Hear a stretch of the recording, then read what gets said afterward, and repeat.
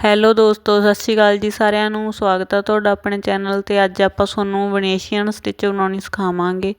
ਸੋ ਉਸ ਵਾਸਤੇ ਆਪਾਂ ਨੇ ਪੱਤੀਆਂ ਨੂੰ ਅਤੇ ਫਲਾਵਰ ਨੂੰ 2 ਪਾਰਟ 'ਚ ਡਿਵਾਈਡ ਕਰ ਲੈਣਾ।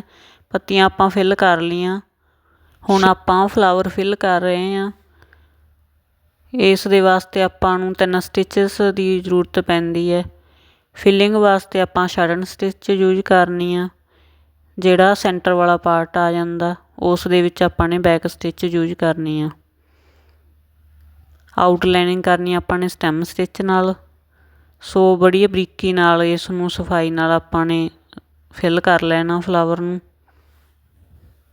ਇਸ ਫਲਾਵਰ ਦੇ ਵਿੱਚ ਆਪਾਂ ਨੇ ਰੀਲਾਂ ਲਈਆਂ ਨੇ ਮੋਰ ਵਾਲੀਆਂ,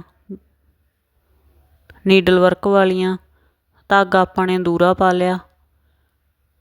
ਧਾਗੇ ਨੂੰ ਆਪਾਂ ਬਿਲਕੁਲ ਕਲੋਜ਼ ਤੋਂ ਕੱਢਣਾ ਗਾ ਤਾਂ ਕਿ ਫਲਾਵਰ ਦੇ ਵਿੱਚ ਵਧੀਆ ਫਿਨਿਸ਼ਿੰਗ ਆ ਸਕੇ। ਇਸੇ ਤਰ੍ਹਾਂ ਹੀ ਆਪਾਂ ਨੇ ਸ਼ਟਨ ਸਟਿਚ ਨਾਲ ਪੂਰਾ ਫਲਾਵਰ ਫਿਲ ਕਰ ਲੈਣਾ। ਜੇ ਤੁਸੀਂ ਆਪਣੀਆਂ ਇਹ ਸਟਿਚਸ ਬਾਰੇ ਹੋਰ ਵੀਡੀਓ ਦੇਖਣੀਆਂ ਤਾਂ ਆਪਣੇ ਚੈਨਲ ਉੱਪਰ ਪਾਈਆਂ ਹੋਈਆਂ ਨੇ। ਬੈਕ ਸਟਿਚ ਦੀ ਵੀ ਵੀਡੀਓ ਪਾਈ ਹੋਈ ਹੈ, ਸਟੈਮ ਸਟਿਚ ਦੀ ਵੀ ਵੀਡੀਓ ਪਾਈ ਹੋਈ ਹੈ। ਸ਼ਟਨ ਸਟਿਚ ਤੁਸੀਂ ਦੇਖ ਰਹੇ ਹੋ। ਆਪਾਂ ਅੱਗੇ ਤੋਂ ਵੀ ਜਿਹੜੀਆਂ ਬਣਾਵਾਂਗੇ ਇਹਦੇ ਵਿੱਚ ਸਟਿਚਸ ਉਹ ਆਪਾਂ ਕਲੋਜ਼ ਤੋਂ ਦਿਖਾਵਾਂਗੇ ਤੁਹਾਨੂੰ ਜ਼ੂਮ ਕਰਕੇ।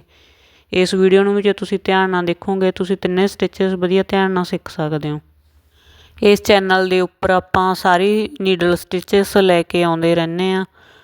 ਸੋ ਤੁਹਾਨੂੰ ਇੰਟਰਸਟ ਆ ਤਾਂ ਆਪਣੇ ਚੈਨਲ ਨੂੰ ਸਬਸਕ੍ਰਾਈਬ ਕਰਿਓ ਅਤੇ ਇੱਥੋਂ ਤੁਸੀਂ ਸਾਰੀਆਂ ਸਟਿਚਸ ਫਰੀ 'ਚ ਸਿੱਖ ਕੇ ਆਪਣੇ ਸੂਟ ਵਧੀਆ ਤਿਆਰ ਕਰਕੇ ਵੇਅਰ ਕਰ ਸਕਦੇ ਹੋ।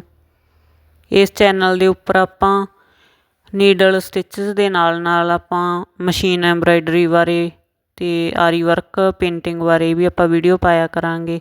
ਸੋ ਚੈਨਲ ਨੂੰ ਸਬਸਕ੍ਰਾਈਬ ਕਰ ਲਿਓ ਤਾਂ ਤੁਸੀਂ ਘਰ ਬੈਠੇ ਫਰੀ 'ਚ ਸਾਰਾ ਕੁਛ ਸਿੱਖ ਸਕਦੇ ਹੋ। ਵੀਡੀਓ ਨੂੰ ਐਂਡ ਤੱਕ ਦੇਖਿਓ। ਜੇ ਵਧੀਆ ਲੱਗੀ ਤਾਂ ਲਾਈਕ ਸ਼ੇਅਰ ਕਮੈਂਟ ਜ਼ਰੂਰ ਕਰਿਓ।